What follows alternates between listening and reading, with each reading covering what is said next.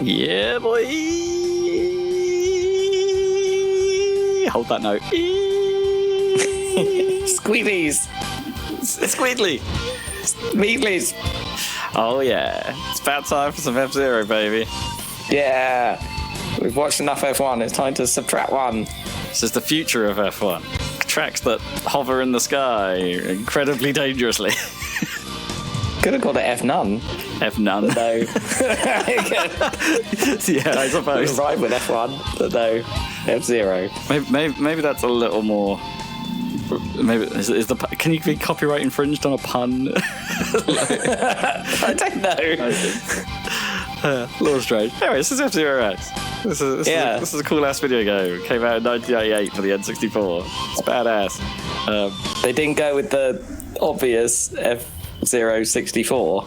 They decided too many numbers there. Let's just I stick an X on there. Zero 64 is a bit of a weird thing to say. Yeah.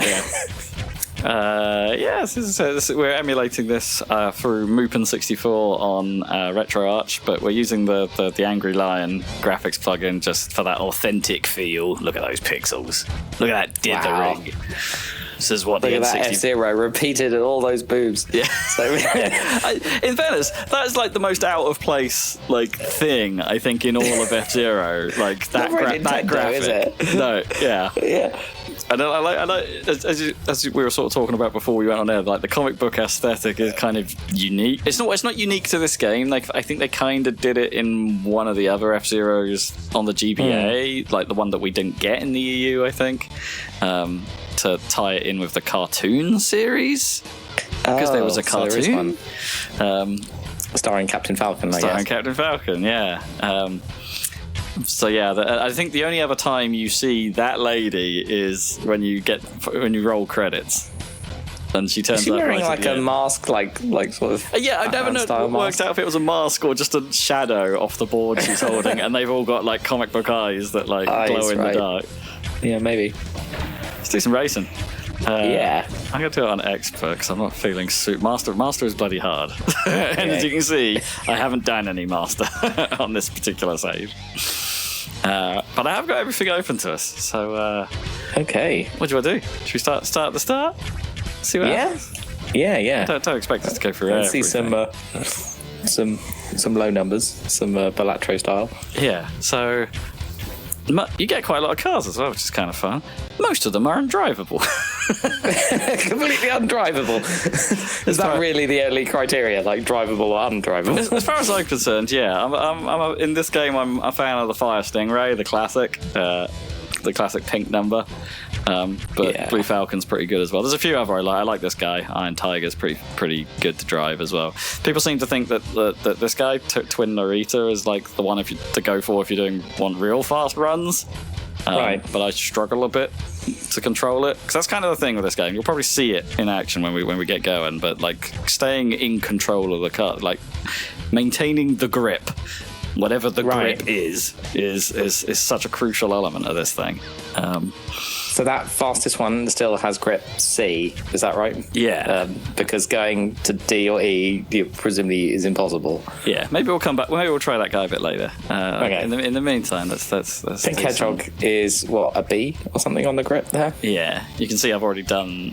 We should do another car because I've already done this cup in expert. So okay. Let's do the classic. Let's do Blue Falcon. Go on, why not? Yeah, sure. We could make it pink. We could do Blue Falcon, but make it pink.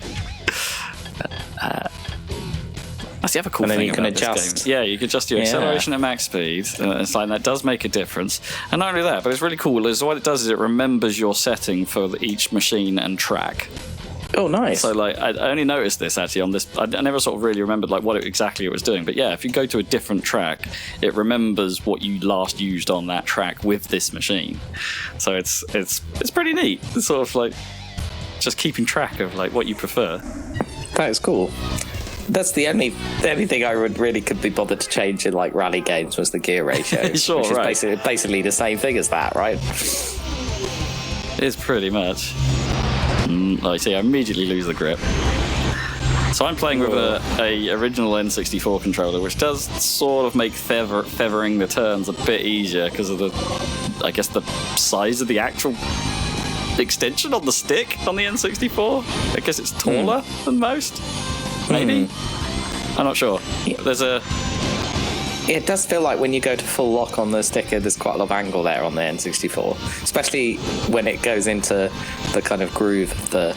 Is it hexagonal or octagonal? Octagonal, yeah. Octagonal. Yeah, it must be octagonal. Yeah. And I feel like there's a little bit more pushback on the N64 stick. Like it's like a little stiffer than most modern sticks. So for a game, for precision, it actually kind of makes a whole lot of sense. Although it might be slightly less stiff than it was in the 90s, depending on the control. Perhaps, yeah. It is a control, yeah, of that era. Oh damn, lost the grip. So this actually has more like textures to it than I remember. In my mind, this was sort of totally smooth and like almost no detail. No, I think that like the short repeating texture is like a key part of the design of F-Zero. Like even in GX they use that trick just because it's a cheat to get the sense of speed, because I doubt you're really traveling at like thousands of miles per hour, like it says, like 1,303 kilometers an hour. That's obscenely quick. Yeah. Okay, and you've got the cartoon aesthetic on the little avatars as well. Yeah, which is like, this is one of my favorite things about F-Zero. Like, and like not the fact that it's a cartoon vignette, but just how these GPs work. It's like in most games, right? There's such an emphasis on winning every single race in order to succeed in a championship, or at least be high up on most races. Because the next one behind you, your rival, is probably coming second in every race. Exactly. So as soon as you lose one, they're going to get lots of points. So there is a rival system, because now you can see it's marked Fire Stingray next to me as my rival. As your rival. Nice. Because it means like he came second in the last race, so he's now going to be the person you need to worry the most about in terms of positioning. Which gives you, well, either you have to try and beat him, or preferably you'll murder him. Right. So he doesn't get any points. Yeah. Is it sometimes preferable to murder your rival instead of winning? Oh, 100%. Yeah. Like it's how I like the ace. It's how I won the Ace Cup on this save. I save scummed it a little bit, to be honest, because I just wanted to make sure I had the X Cup unlocked for this video. But I got to the last race, but I wasn't in a particularly great position. So I save scummed it a bit until I murdered my rival on that race, and it's like, okay, I'm good. Yeah. No. The last one in the Ace Cup, which is a giant handprint. So this isn't Burnout 3 Takedown, but you can whack into people, right? Yeah, so I haven't been doing that very much because it's often not actually to your advantage to do too much of that. But you've got not really air brakes. You've got these like side movements that are sort of like brakes, but a little bit that you can use those to accentuate your turns. But if you double tap those buttons, you do a tiny little side jig, and that can really mush people up. You've also got the spin attack, but whilst you're doing that, the handling is quite floaty and a bit harder to keep control of, and you lose a bit of speed doing it as well. So it's I generally don't do it very much. Don't overdo it, yeah. And this is the level that basically this game was advertised about on, from what I remember back in the day. Like all the art you'd see on boxes and stuff would be this. Right. Because it's all pipey. Because it's a pipe, yeah. And it's kind of cool seeing all the cars like all around you. And like on top of the pipe and stuff, yeah. Oop, I sort of inadvertently killed someone. Nice one. No idea who it was. Sorry, mate.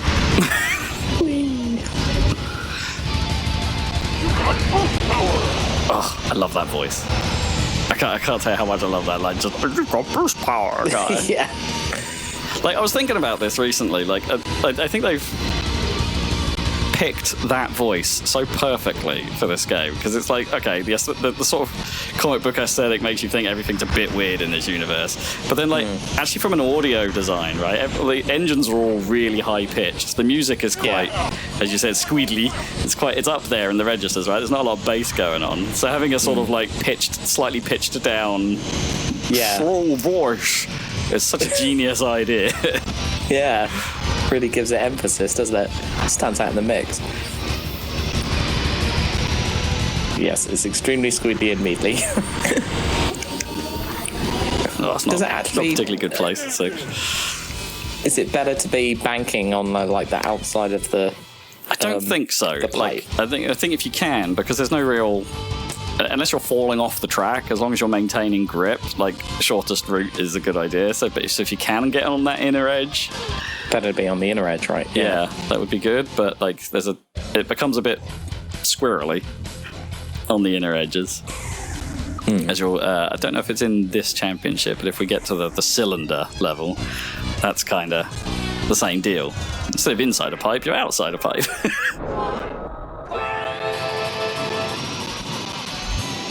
Did they not put that in the advertising, or was it always inside the pipe? I think it was mostly inside the pipe, right. And lots of the 4-player shot, right? Because I don't know if there is any other game on the N64 that did 4-player local multiplayer at 60 frames per second. Right, Split exactly. screen. Yeah. I mean, what was Mario Kart doing? 30? 30, if you're lucky, I guess. Yeah, like most N64 games, it's like, 30 if you're lucky. No matter what it was doing. GoldenEye was doing 20 or whatever. Oh, yeah. You could definitely make GoldenEye crawl.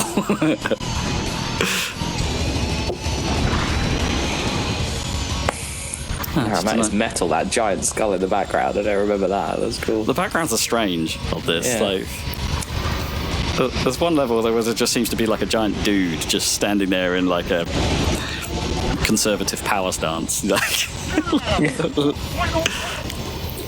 like that photo of George Osborne from back in the day. Is it George Osborne? Did I get that right? Politics. He was the Chancellor, I remember. Yeah, that guy. At one point. I think they were taking the mick out of the Conservatives at one point because they all sort of did this wide-footed stance. Oh my god, it's a weird. Okay, stance. I don't remember that. Do you think it was media training or something? Yeah, maybe. Stand in this weird way. We want to look powerful and in control. Yeah. Yeah. See, now I'm in a bit of trouble because I've had a couple of slightly lower runs. It's not the end of the world, but it just means I've got to possibly now start paying attention to the rivals. This John Tanaka and Kate Allen. Probably need to mush them. Because it's not too bad. Like, it's not like most motorsport like point scoring is like the first place has such a massive advantage even over second. Like the win is so important, but it's not as important here, which is nice. Yeah. Oh, Big Blue. Classic. That music. Yeah. Do they use this for the Smash Brothers stage? Is it? Yeah, they did. It's one of the options, yeah. Whee! This was one of the original songs you could unlock in F-Zero GX for the Big Blue. I think there's a couple of like original, remixes, I suppose, in F-Zero GX, and they brought this back and they brought Mute City back, which you had to unlock, of course. So the other advantage to using the Angry Lion thing here is like the LOD because it's having to do quite a lot of ships, I suppose. It's like the LOD levels on the ships are pretty brutal. Like they don't have to get too far away from you before they are literally just a triangle. Into a blob. Yeah, turn into a triangle. That's a shame. I mean, there are certain tracks where you can see like the LOD applying to the actual track surface as well. Like it's the corners are rendered in much lower detail from afar until you get close to them, and then they start to resolve a bit. So there's some tracks where they jiggle around something wild.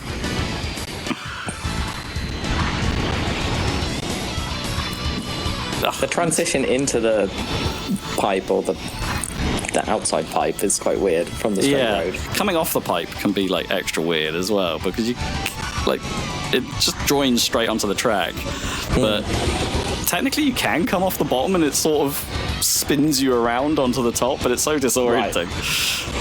Sick again. That wasn't so good.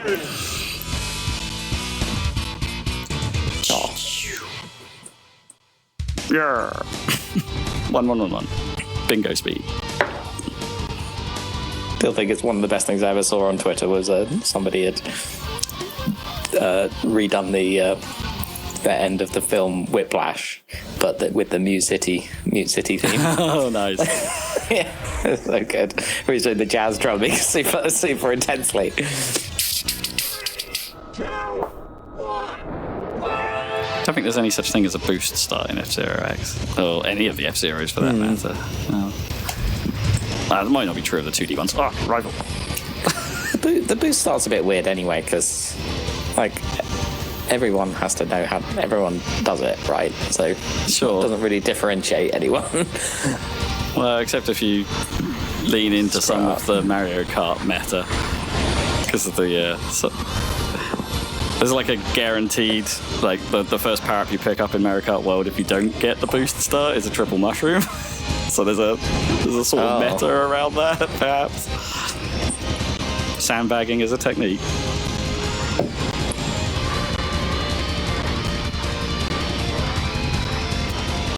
This is where it starts to get a little bit finicky. We're still in the fairly easy tracks, but we're starting to get the other surfaces. The ice there gets super drifty, but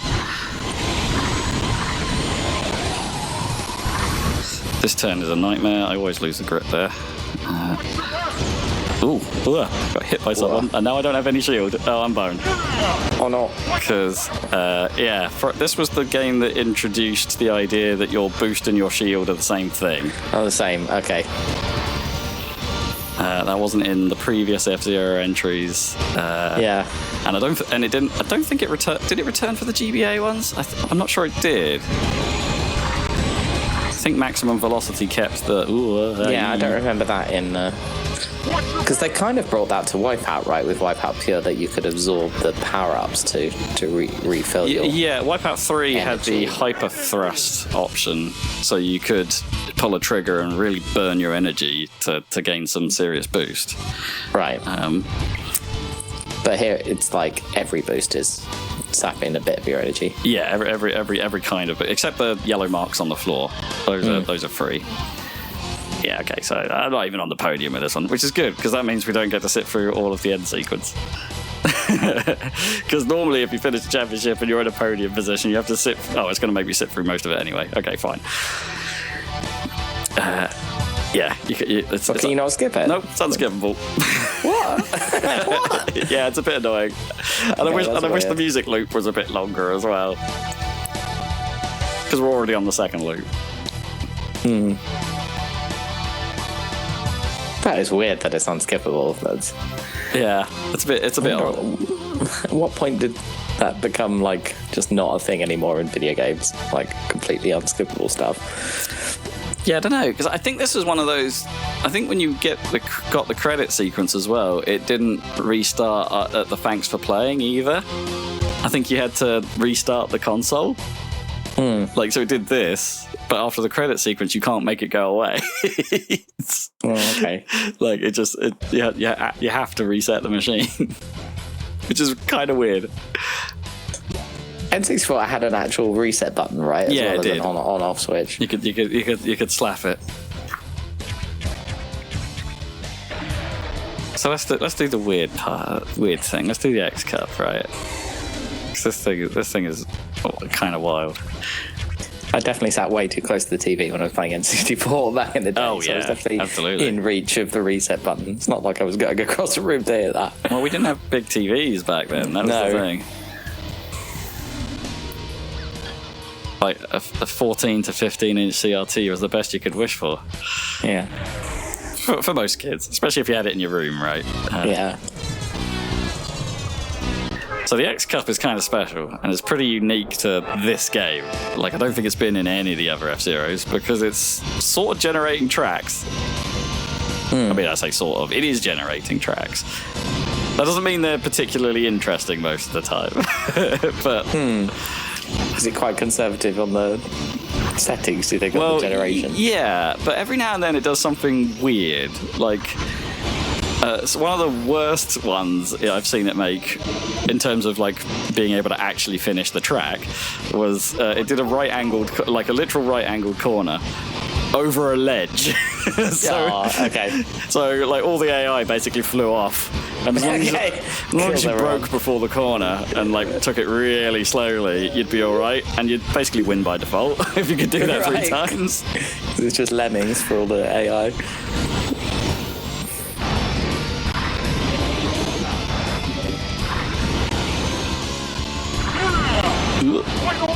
Yeah, it's a little bit slippy. Yeah, because you don't really... I like the little clouds. That's kind of cool. Yeah, the fact that you're so... Layer. I don't know how they're even done. Like, are they just like a really low detail texture that's close to the track? Layer. Or... Yeah. Because the filtering on them looks great. Like, they don't. It doesn't look quite so traditionally like a texture being... No.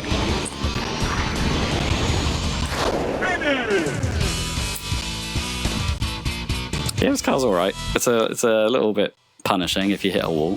I like the finish logo when it spins around like you've just run it over. Gamar and Shio.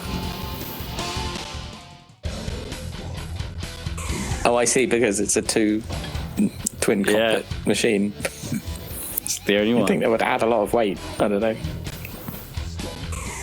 Just the whole thing's pretty light. Who knows what they've made that connecting thing in the middle with? It's just cardboard. Super high density cardboard. Yeah, get someone. Ow. Jeez. See, I'm already at half health, and this is a boost-free lap. Hey, I saw that guy. He fell off the track and came back on. Yeah. Cheeky. Cheating. Ow. Oh, I actually died. Oh, no. I got hit too much by other drivers.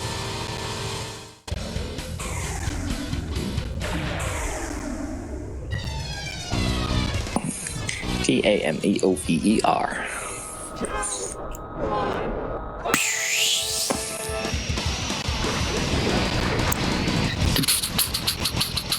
And although you meant that the music's a bit one note across this game because it's all in that style, it's quite well done for what must be like sampled in this sort that's of what I was sound wondering. fonty kind of way. Like, I'm not quite sure how they've done it exactly. No, I was some of it must be it like sample drifts, but must be, right? Because it doesn't sound like a Mario or Zelda sound font, you know? Yeah, it's not that classic Roland like scheme that most N64 games use. Get out of it. So is there any lore around what team in Nintendo made this, or? EAD, I think, right, the team behind it. And we know that because they named a character after it. Right. There's literally a racer called Mr. EAD. Okay.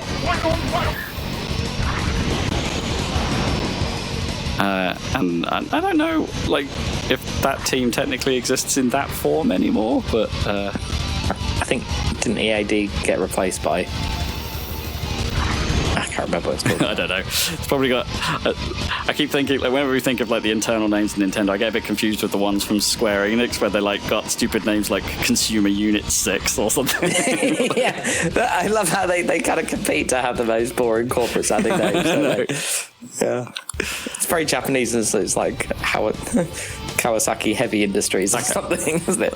That guy in third is Mr. EAD, I think. Like the one that's sort of like Space Mario. Yeah, there it is. Oh, yeah.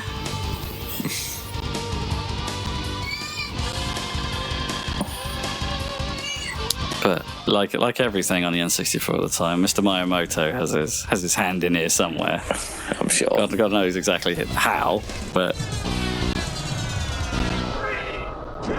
because it's not a Star Fox game or a Mario game. But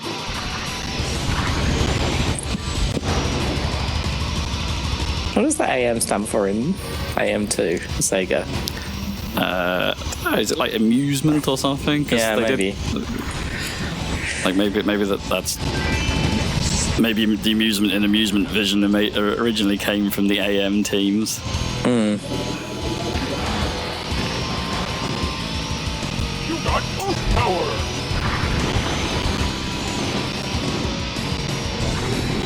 Ooh, I'm in the lead.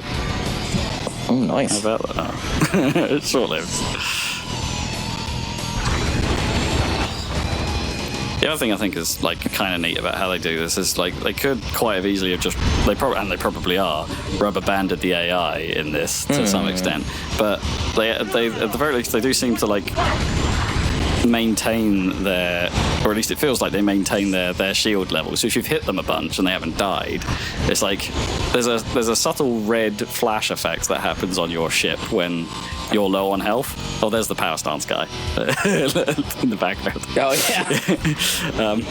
But like when you're but their ships do that too.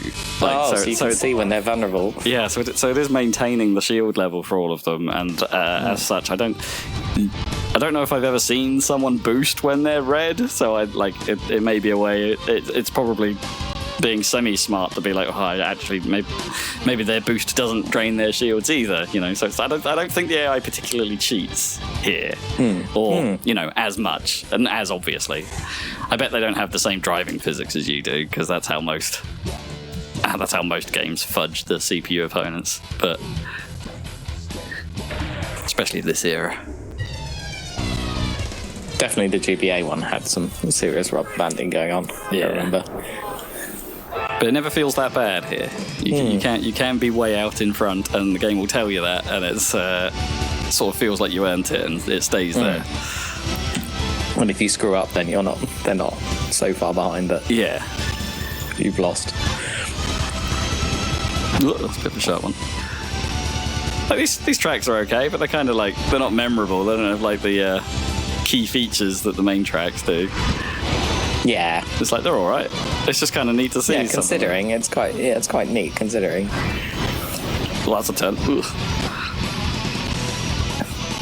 Was there never any thought to trying to do this with like GX or whatever? I don't know. Yeah, I wonder if it's just one of those things where it got to the point where it's like, well, we can't do this and maintain and maintain the fidelity. Fidelity, yeah. And that's probably true of a lot of games, right? Because this wasn't the only game doing this at the time. Like I remember, I think I talked about on the podcast maybe last year that I was surprised when I unlocked what I think it called itself Fractal Tracks in Rapid Racer, which was a powerboat racing game on the PlayStation. Notable mainly because it was one of the few PlayStation games that ran at 60 FPS. In 3D, but that had a random track generator you could unlock. Do you think this could be an actual use for AI stuff in games? Like, I mean, maybe procedural generation stuff. But that's would you're now at the sort of like technical question of like, do you need AI for that? Because we're kind of already doing that. Procedural generation is kind of that, but with a strict rule set about what it can and can't do.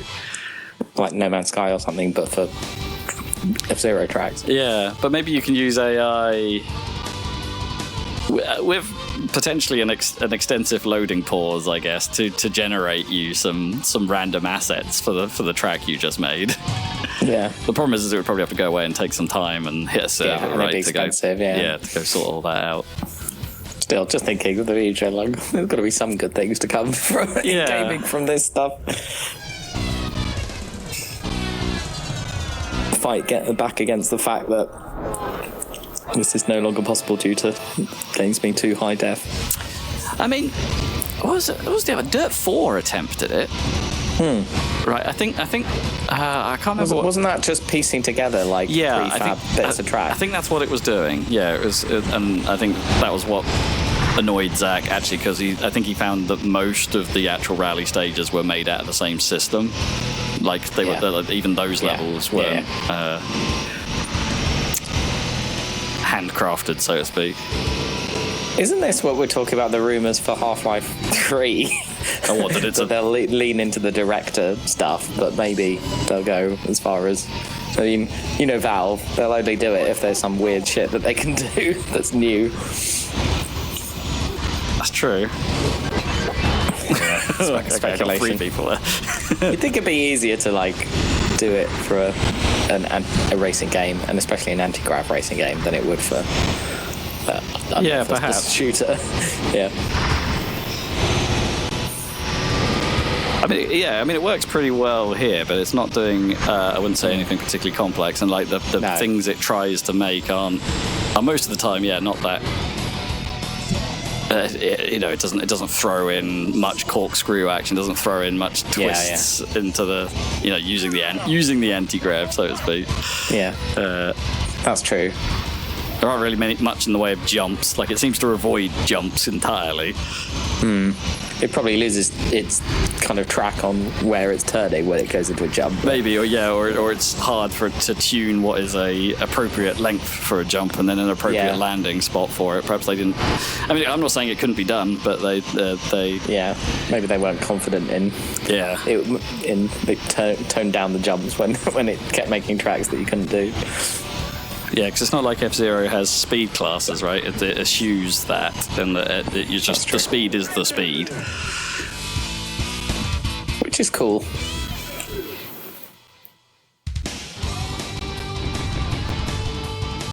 That means you can, really make the track for the speed, right? Yeah, it's a little bit awkward in places in Wipeout, but because with the different speed classes. Sure. Yeah, Wipeout kind of cheated on a lot of the jumps, right? Where the ramps would have like a hidden speed boost, like at the top of them, so you'd hit a faster speed than you were traveling most of the time, or even could travel some of the time.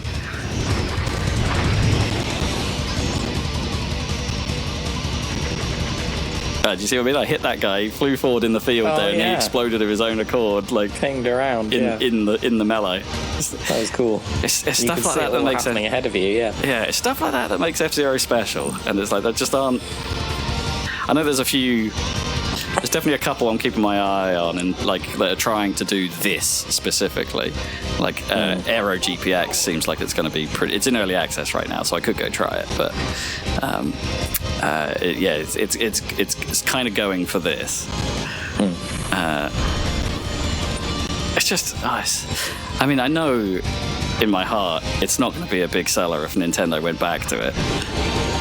Yeah, but we get sort of a little cheeky jump there. Like there's a crest of a hill that's too sharp, and so you lose track grip, which is accidental but cool. Well done, track generator. But yeah, it's like I don't know. I don't even think you'd have to pour mega bucks into it. Like, it doesn't have to be the best looking game in the world. It just has to be a Nintendo looking game, right? Yeah. What do they make that's not mega sellers? I guess like Captain Toad Treasure Tracker, shit like that. You make it on that scale, right? That Princess Peach game. Yeah. It's like they do them. Yeah, they do. Mario and Luigi, I guess. Not a huge seller.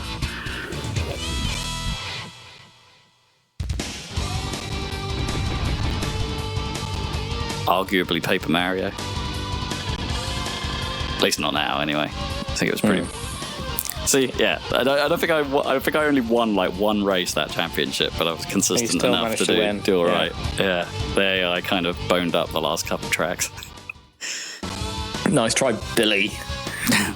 What up, Billy? You don't get to enjoy this credit sequence. I like to hope that every one of the drivers is forced to sit through this. Forced to watch through. Yeah.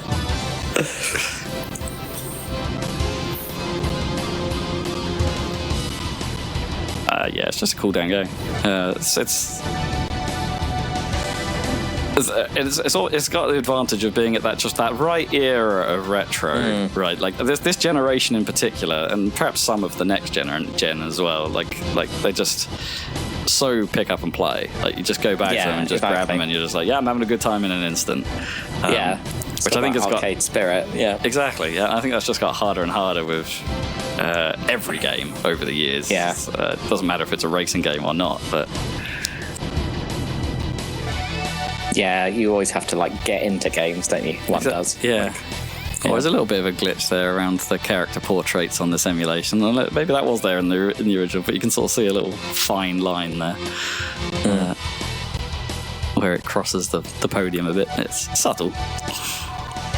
Maybe that is an emulation glitch. 2 drivers better than 1. But who's actually flying it? I guess maybe one of them's. Do they have like a Pacific Rim drift going on? Yeah, are they like psychic beings?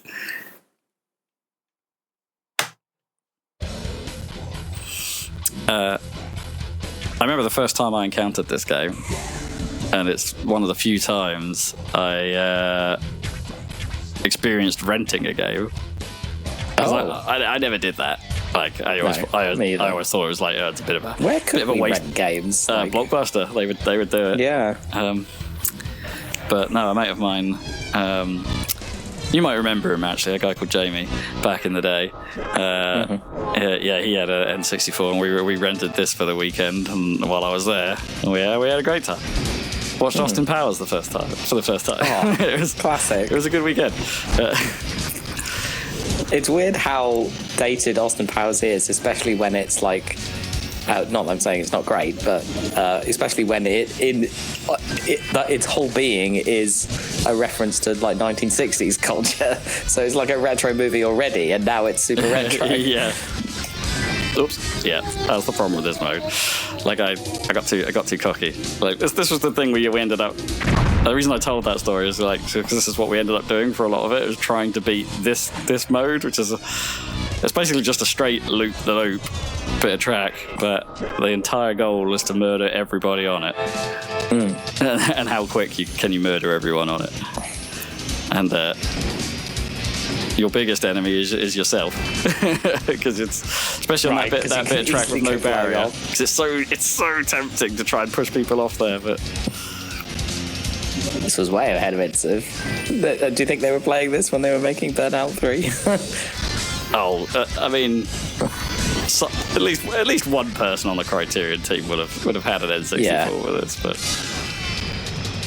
whether it's directly inspired by, I'm not so sure. Because I don't even think Wipeout were doing its like combat modes just yet when this was about. But Wipeout's more about hitting things with missiles and weapons and things, right? Yeah. Whacking things. Which is also cool. You couldn't really do that in Wipeout, could you? Like knock people like this? No, they're pretty hardy. Yeah, they don't really move. Yeah. You get that. There's a specific noise it makes, and you just kind of rub against each other. It's a bit more like the trading paint in Burnout 3, I guess. Yeah. You don't really affect each other.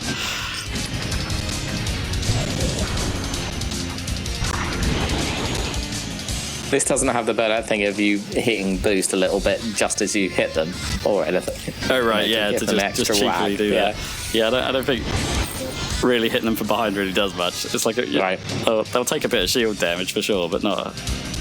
You can just subtly see the effect on that green guy in front of me at the moment. He's sort of blinking red. I'll wait for him a bit. Ah. Kind of hope I can send that guy flying on the jump. Fortunately, they don't seem to actively heal themselves in this mode. They just drive in a straight line. Waiting for death. Back here.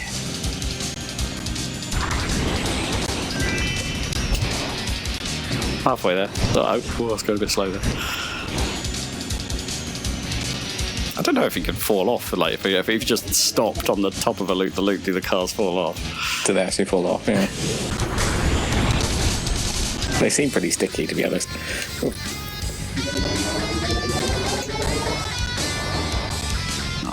I'm gonna catch up. Where's my? Oh, I don't know if I've correctly assigned the brake button. Actually, there is a brake button, would you believe? But I don't think I've got it correctly configured in RetroArch. Boy, configuring controls in RetroArch is a pain in the ass. Like, it's so confusing. It's like there's like a global layer you have to set up for the controller, and then which has its own names for the buttons, and then you have to match those names of the buttons to what the N64 was actually doing in the core layer or the emulator layer. It's like it's a mess. RetroArch is a bit of a mess.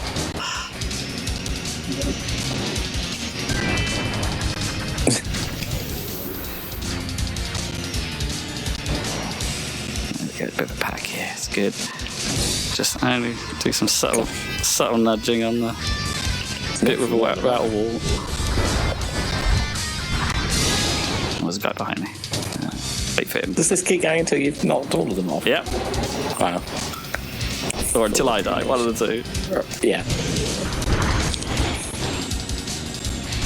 Don't even think you unlock anything from it. It's just something to do.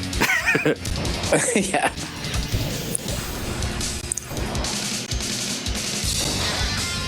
Also, this music. This is possibly it's a pretty annoying race loop. This music. It's not particularly catchy riff. That.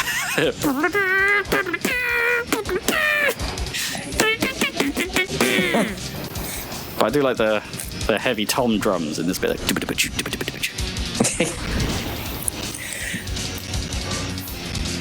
Like, check.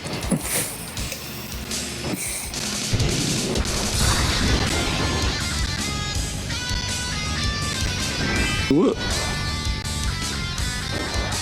Come on, boyos, catch me up if you dare. Pink death shall free you.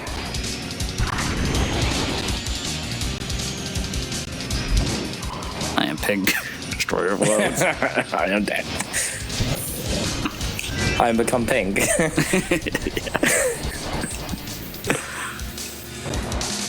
Hello? Anybody else still here? Hello? Oh, there he is. Ow. Oh, barely touched him. Yeah, you have to kind of make yourself vulnerable to actually be able to find them. Barely touched him, Gab.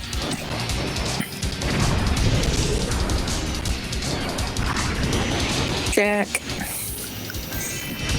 Oh, I did kind of just nudge that guy. 2 left. Is one of them me, or does that mean I've got 2 left to kill? Oh yeah. Oh no, there's 2 other than me. There's another check behind me. Jack. The new Chance the Rapper album. Which is not that is good, which is surprising. After that really bad one. I didn't hear him say Jack, but he does make the noise though.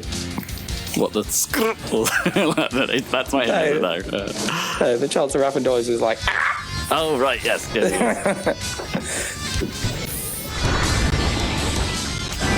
Yay! Winner! 6 minutes.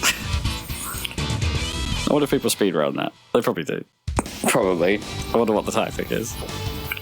Do you just stand still and just spin attack on the same bit track, or is that easier? Anyway, that's that done. I think maybe to finish, maybe we try. I kind of talked about that LOD thing earlier. Like, try and see if I can find the cup where that happens. I mean, there's a Rainbow Road, which is the same layout as the Mario Kart 64 Rainbow Road. And that one, that's just a hand. Big hand. Big hand. Deadly curves. Just what is it? No, maybe not high jump. No, I'm not sure it's in that group. It might be in this one. Oh, it might be, zigzag jump. That's probably the one. So let's play that one with cars. And I'll let you pick a car from the grid this time. Anyone you like. What looks weird? Or who's your favourite portrait? Or something like that. What we got? I mean, quite like the hedgehog. What's that in terms of grip? Is the that wild deadly? boar, an ACC. Grip C. Okay, potentially could be drivable. He's the Bullrog of F-Zero.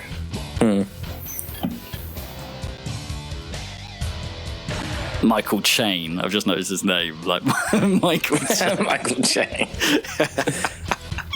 Definitely not a Michael Caine ripoff in any way. No.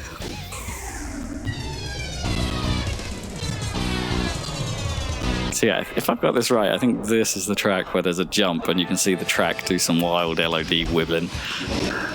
Okay, look out for it. Oh, it's right here, in fact. Wait for it. Like, what's that track in the distance? Oh, it wasn't so bad. Sometimes I don't know what it is. Sometimes it just looks really wiggly. You can definitely see it getting smoother as you approach. Subdivide, I guess, is the word I was looking for earlier. It's subdividing the polygons into... Or what's the opposite of the subdividing? I guess it's multiplying. But,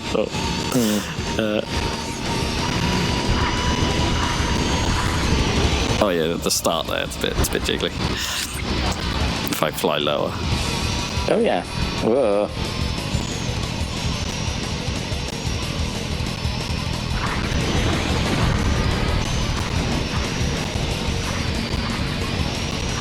Is that like sand in the middle there that slow you down? Yeah, sort of slow down, jiggly stuff.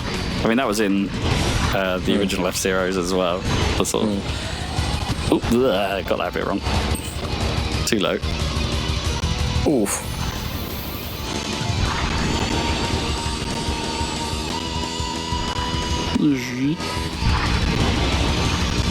You're right. Second. I'll take second. That's all right. Oh boy. At some point, maybe maybe I will try and tackle master mode. I don't know. I won't do it on this video. What is that? Because I think it's probably time for some credits. Yeah, I would say so. What is the appropriate way to put them on screen? Do I need to flip them like the finish side, or maybe they should come in as like a tube? That's doable, and then unroll. I mean, maybe it might be doable.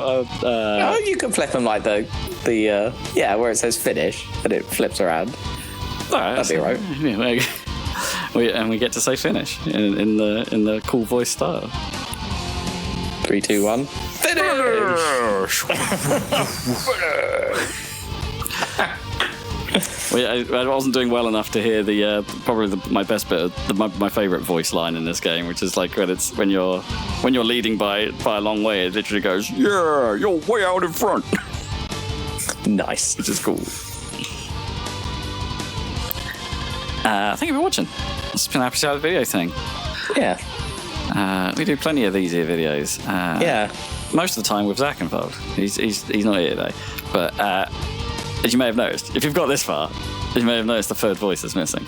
But this is part of a series, this particular, that doesn't seem to feature Zach. Yeah, so far, yeah. This is 2 of 2 in the series thus far. There will be more eventually. They're kind of like stopgaps when we don't have ideas. But yeah, this was I suppose I didn't even mention that. Yeah, this was, in theory, the second anti-grav racer I ever played, I think. Because that's what I'm doing with this series. I'm trying to play we'll do videos in the order that I discovered them. I guess. So check out the Wipeout video that is 2097. There's a Wipeout 2097 one already up, yeah. Or what's that called in America? Wipeout XL or something. Correct, yeah. And I think that is actually the version I end up playing on that video, just because of frame rates are nicer. Because of the whole PAL NTSC thing. Yeah, we've got loads of these videos on this here YouTube channel. Go check them all out. And if you don't want to use your eyes, there's a podcast, which is available on YouTube as well. But if you want to use a proper app, I guess you can do that, or you can use happysalad.net. It's the Salad Cast. Yeah, it's got a lettuce mic. That's what we use. That's what we're using to record. That's what we're using right now. That's why we sound so fresh. So fresh and crispy. I mean, I don't need to tell you it's the same lettuce mic we've had for like the last 20 years or something like that, but so it's not that fresh. But salads are crisp, aren't they? Not crispy. No, crispy. I mean, they sound similar, don't they? Those words, but they're slightly different. I guess crispy. The croutons are crispy. Yeah, they're kind of crispy. Yeah. Otherwise, yeah, no other part of a salad, unless you put crisps in your actual crisps in your salad. Yeah. Yeah, crisps are crispy, but not crisp. But salad is crisp. and so is the audio on our podcast. So check it out, happysalad.net. Oh, thank you for watching. Take us out. Boy!